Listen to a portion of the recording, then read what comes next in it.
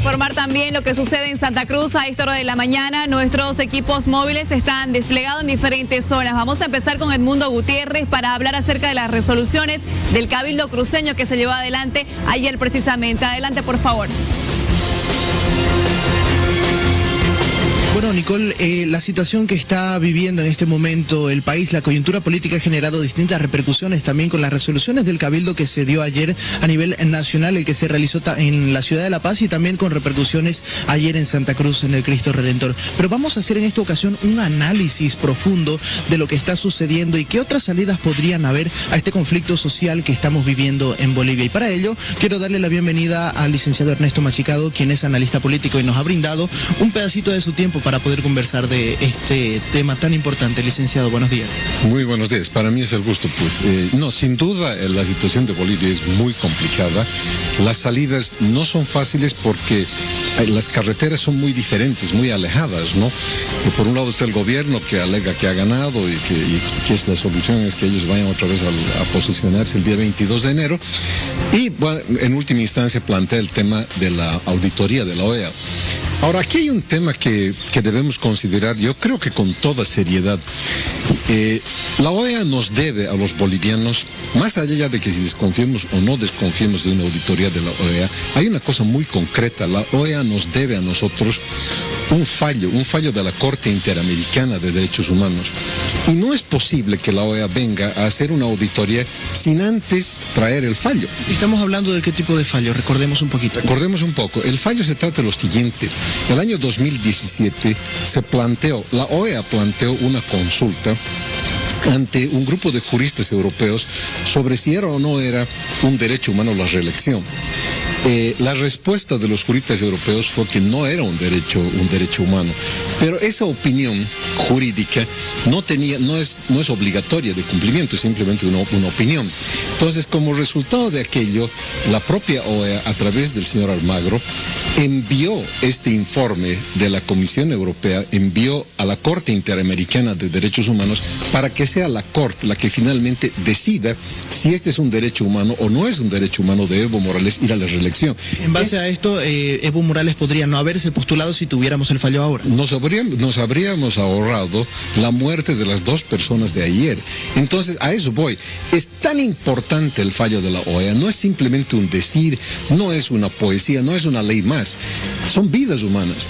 En la medida en que no falla la OEA sobre esto, puede ir muriendo gente. Ya han muerto anteayer dos personas. No digo que es culpa exclusiva de la Corte Interamericana de Derechos Humanos, pero sí digo que ellos podrían haberse ahorrado dos muertes en Bolivia si es que hubieran contestado a tiempo aquello.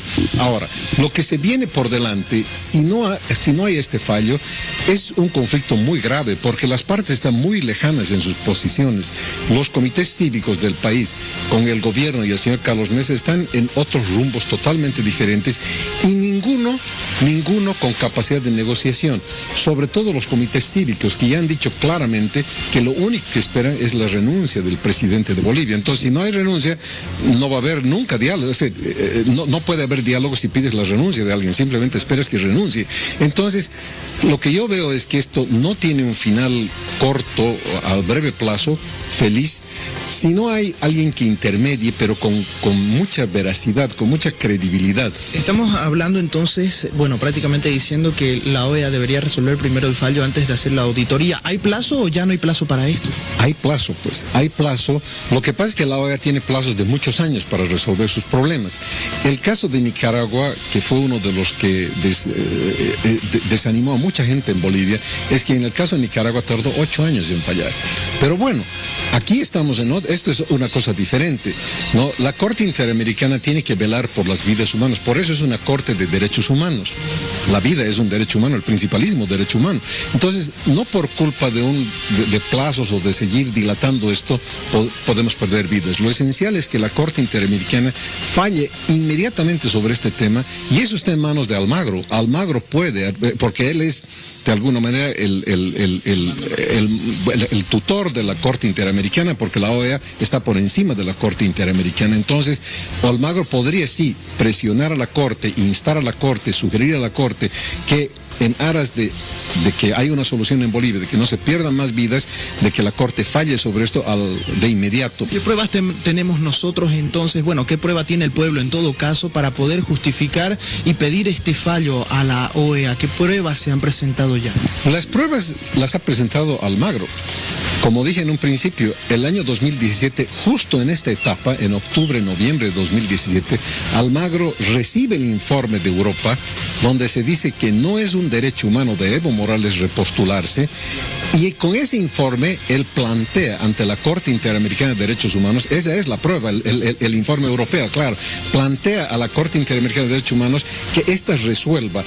La resolución de la Corte ya es vinculante, es obligatorio. Entonces, quien realmente tiene la solución para Bolivia, jurídica, no una solución a la mala, porque en este momento la solución del gobierno es a la mala, quieren imponer su criterio.